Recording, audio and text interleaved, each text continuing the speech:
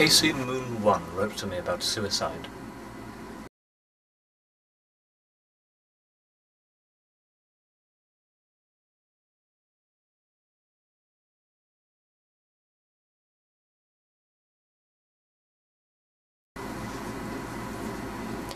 Good message. Unfortunately, I think it warrants a lengthy response. Suicide is a fundamental human right. This does not mean that it is morally desirable. It just means that society does not have the moral right to interfere.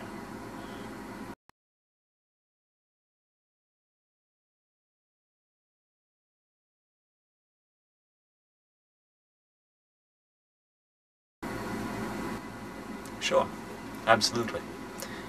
All healthy minds have thought of their own suicide, and as the various circumstances which beget it spread, grow, intensify, I have little doubt that the frequency will continue to rise. It would take an integral change to slow, let alone stop it, at least in the case of suicidal depression.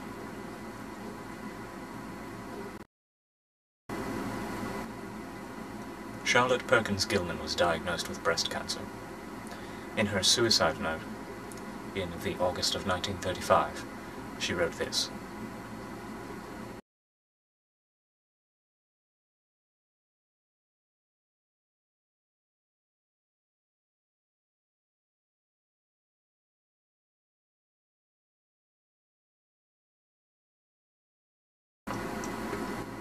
It just so happens that someone on Verb.com wrote to me last week,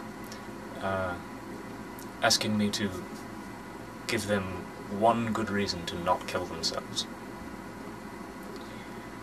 I think my best way of responding at this point to Casey Moon 1's message is to repeat the response I gave to this person while maintaining their anonymity. Suicide is a permanent solution to a temporary problem. Anyone who is desperate enough for suicide should be desperate enough to go to creative extremes to solve their problems.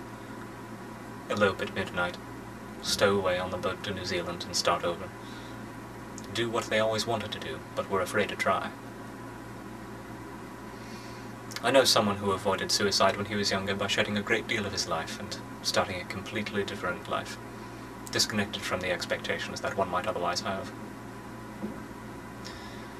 That intrinsic sense of wrongness that leads to suicide was something that plagued him from the beginning, and I myself have learned that there are many ways to go about trying to find why exactly it all feels so wrong. And it is liberating to find your own truth. For me, I suppose it was philosophy, biology, and anthropology. More specifically, it was my infatuation with thought. I'm an atheist who firmly believes that death means the cessation of all consciousness, and as someone who loves to think, whether I'm actually good at it or not, that pisses me off.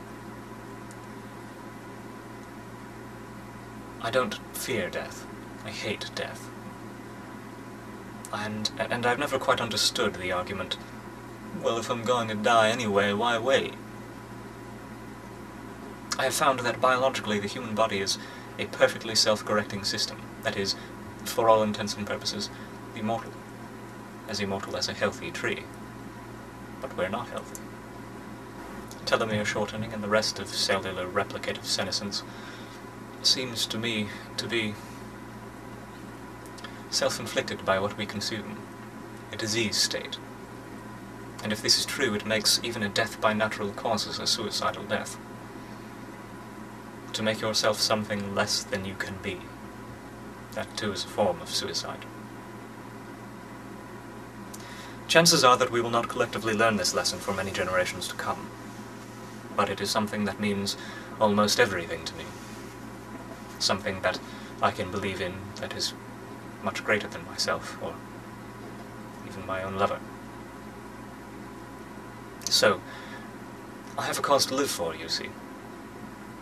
If you are someone who has considered, or is considering, or may ever consider suicide, and if you haven't, you will. I don't want to act like I know what you are thinking. But, like any human being, I can only speak from experience, so talking about how I view life, death, and suicide is possibly my most honest answer. And I hope it doesn't seem too ignorant to you.